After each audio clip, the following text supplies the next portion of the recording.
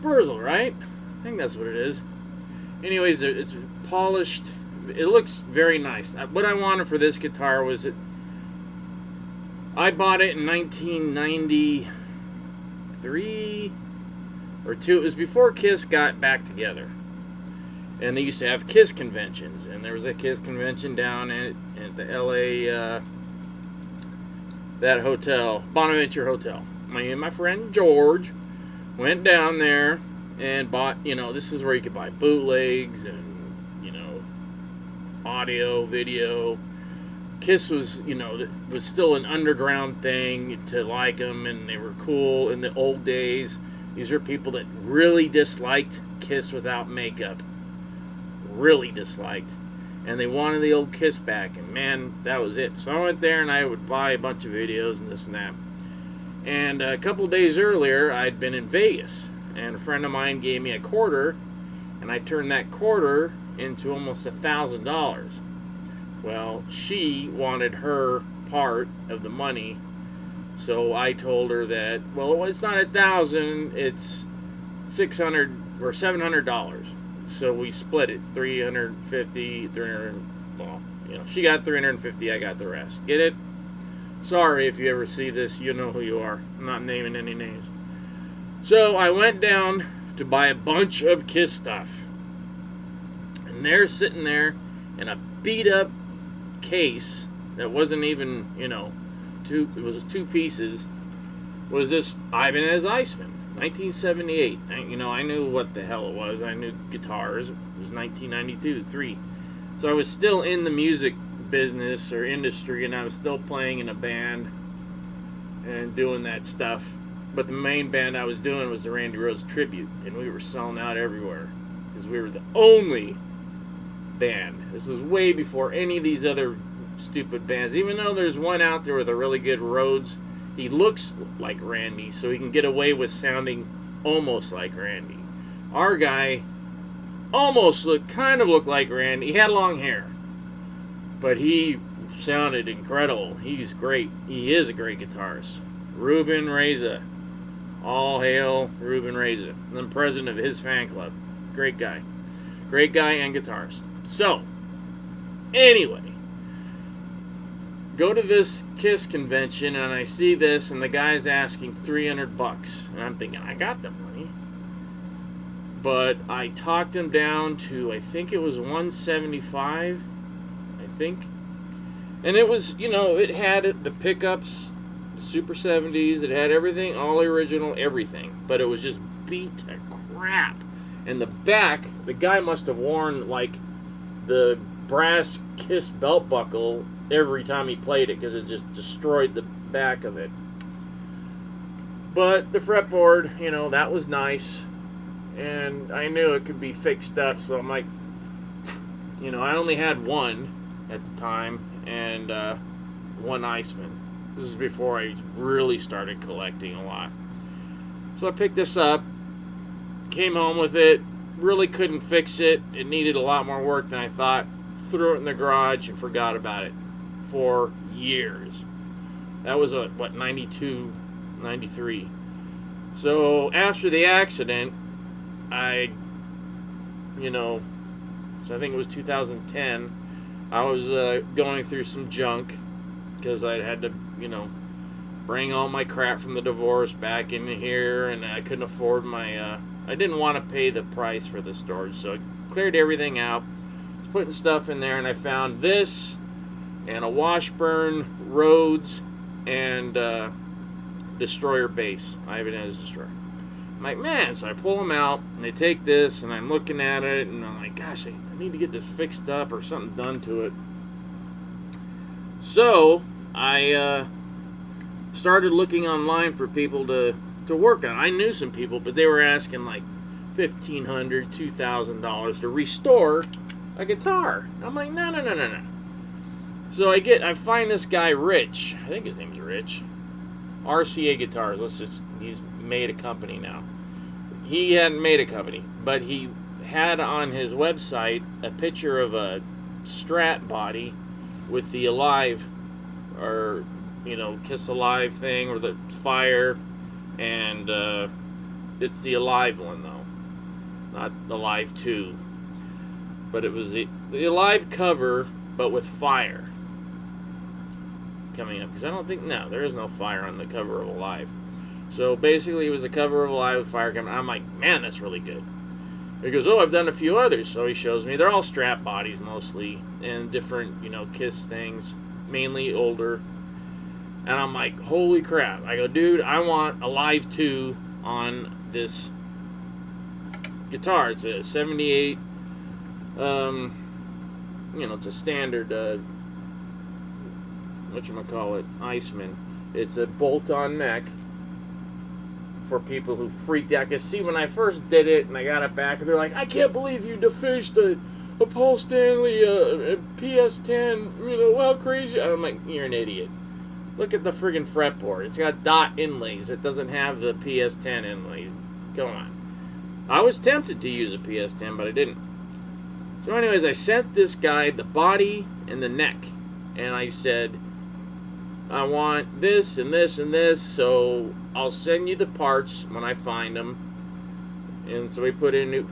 Trouble is, he didn't know how to really hook up. He knows how to hook up a pickup to a volume. He's like Eddie Van Halen.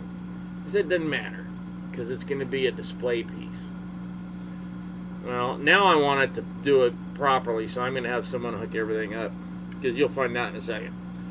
So, he set it up. I mean, he repainted. Look at the neck. It's beautiful. This was destroyed. It's all perfect. Perfect, perfect, perfect. Look at that in the back. Only the ones that bought the Kiss album cover. This is the sleeve. It said Kiss and Blood. I wanted that on the front, but I figured, how cool would it be on the back? Because then I figured, you know what? I want Love Gun. So can we do the Love Gun cover? He goes, yeah, we'll do it, and we'll do it with all the girls will be topless. I'm like, no, because then that limits to who I can show it to. I go, I just want girls all along the bottom. So he doubled, there's more girls on this guitar than on the album cover, if you would notice. There's extra girls all the way down. But I said, how can we do this so it looks good? And he goes, well, if you can give me some kind of flat pickup, like EMG. I'm like, I hate EMGs. But I got these EMG passive pickups. I got metal rings. He sanded everything down so he could paint on it, primed it, and painted it. And I thought over here it was just going to be black. And I'm like, I don't know what you can do. Maybe put the Kiss logo or something. I don't know. Surprise me. So he did. He put the solo album faces with the autographs. Now, he's a Gene Simmons impersonator in a band back in Georgia. And he's really good. He looks really cool. And his outfit looks exactly like Gene's now. So obviously Gene knows about him too. But look at this. He painted over everything. The screws in the pickup. See the ring? See the screw? He painted over everything. Everything's got paint on it. And so no matter how you look at it, it looks great. It's an absolutely beautiful paint job. And when I got it back, I had already been popped way up on my drug amount that I've talked about. So 2011 and 12, I was kind of out of it. But when I got it back, I knew it was great. And I did a little piece on it, telling everybody about it. But if you could have seen, I have before and after. If you go onto my Facebook site, there's a step-by-step process where he even draws it out, and he shows every step he did in restoring this guitar. So I got it back, I'm like, holy crap! And the big deal was finding a new bridge, because I wanted it to be exact, I wanted a stock bridge and a stock tailpiece. That took forever, but luckily I wrote to Ibanez and they said, yeah, we'll send you a brand new one, because I told them what I was doing. And I got this and this for like $40, which is incredible. And I changed these to clear speed knobs so you can see everything. And basically that's it. Made in Japan. Serial number, makes it out to be a set 1978 done. If this is right, I think was done on October 23rd, 1978. So there you go. And the back, of course, unbelievable. So here comes the part for today. So I was gonna jam on. I'm thinking I'm gonna jam with this thing. It's got to sound good. It's got EMGs. They're passive, so I don't have to worry about all that bullshit. Well, I guess when I got it and this thing is set up, either it's set up not so good, or I was so messed up I didn't realize it. Because I'm like, holy crap, this thing plays like... And of course it doesn't stay in tune because their strings are 5 years old. And like I said, I thought he'd wired it up, but look it's off. And none of these work. This is nothing against the guy, because I remember I told him, forget it. Just make one knob, turn that on. I don't care about this. Now I want them all to work. So I'm going to have my son do it before he leaves. He's moving to Logan, Utah. Got a great job offer. He's going to be living like a king up there. So this is what this sounds like. I know I played it when I got it years ago and I was all messed up. But now it won't stay in tune. But here is the guitar with no effects, just coming through the amps.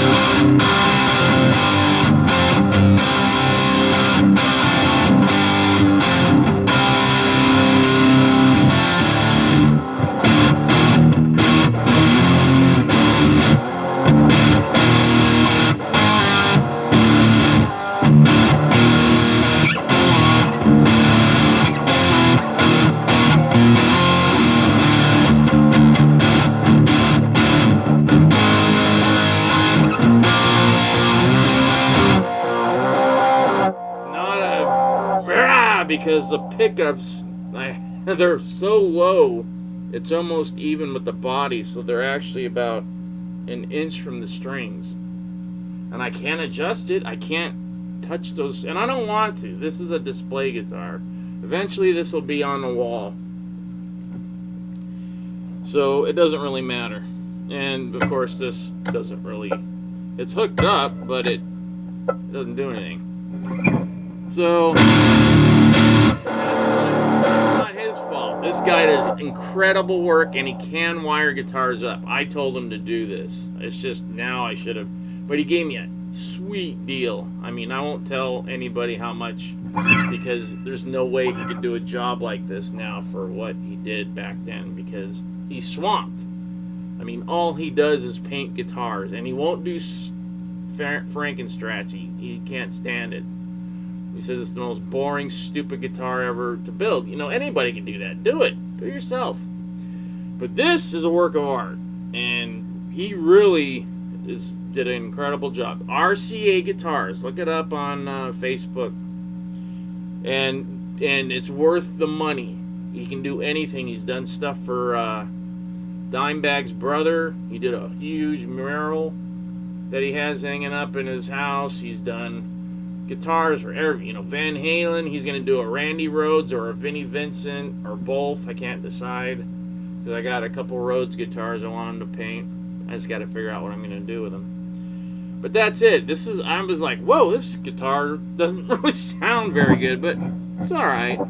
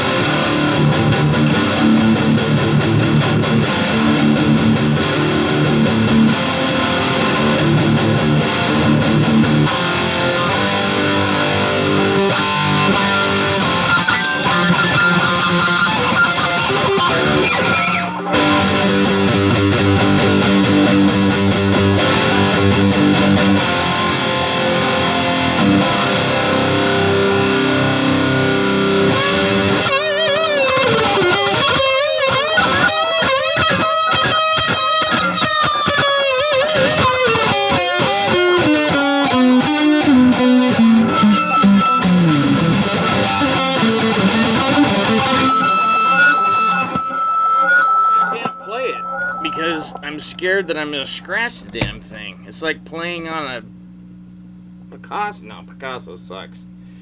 But it's like playing on fine art. I can't, yeah. And my friggin' rings. So, this is it. You'll never see me playing this thing again. But, there it is. I got it for an incredible price, but if he charges you $2,000 for something like this, it's worth it. I mean, look at the friggin' work he did. It's amazing. And he painted that Ibanez because we couldn't get the Ibanez decal in time from Ibanez. Because that's what they do. That's what everybody does. They don't usually paint it unless it's an inlay, mother of pearl. If it's just something like that, Ibanez, they didn't paint it. They decaled it and then sprayed over it. But we didn't have time to wait, so he painted that Ibanez logo. That's how good that guy is. He did that by hand. This is all freehand. And then, of course, he's a spray. But the detail in this is effing amazing. So, RCA Guitars, the guy is incredible. And it's worth every penny. But, wow, I didn't realize the action on this is horrendous. But I wanted everything high because I never really planned on playing it. I just planned on showing it, displaying it. And it does play great. It's just that I don't have anything hooked up. But, hell, look at this. Yeah, and we had to reorder get these. But Ibanez is very cool in giving us new plates and everything. And I sent a picture of this Ibanez, and they're like, holy crap. And Kiss has seen this too. And the guy that did the original Love Gun, because I bought a giant painting off him, and he sent me sketches and everything. He's a really cool guy. Ken Smith? No, Ken something. I can't remember. But he knows about this. He has a picture of this guitar, and then he sent me that, and he sent me the Destroyer with both covers, the Alive suit, the Alive costumes, and then the Destroyer costumes. I got it all. He signed it for me, numbered, which is really low because he only painted a few of them, and then he had them copied. Not lithographed, but where it's actually painted onto a canvas, but it's a machine that does it. It scans the painting and then it's incredible. But no, I got mine he actually painted.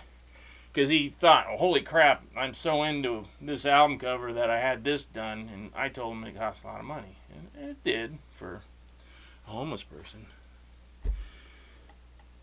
I'd tell you, but see, if I told you how much he charged me, he'd get mad because he cannot do that now. It's just impossible. It's not, fiscally it's ridiculous. But it's only been 4 or 5 years, and this is what he does for a living now. He quit his job. He just paints guitars. That's how good he is. And it's because of that. It's incredible. Incredible. So go ahead, get your guitar painted by this guy. And it can sound good. I guess I might have someone set it up, or I think I'm just gonna throw it back in its white coffin case and let it stay there. Tomorrow I'll play something. New guitar, and I'll shred. Tonight, it's just this. The Iceman. The Iceman. Let's just say all together in purchasing the parts and paint, it was still under $1,000. Huh? Wow. Lates.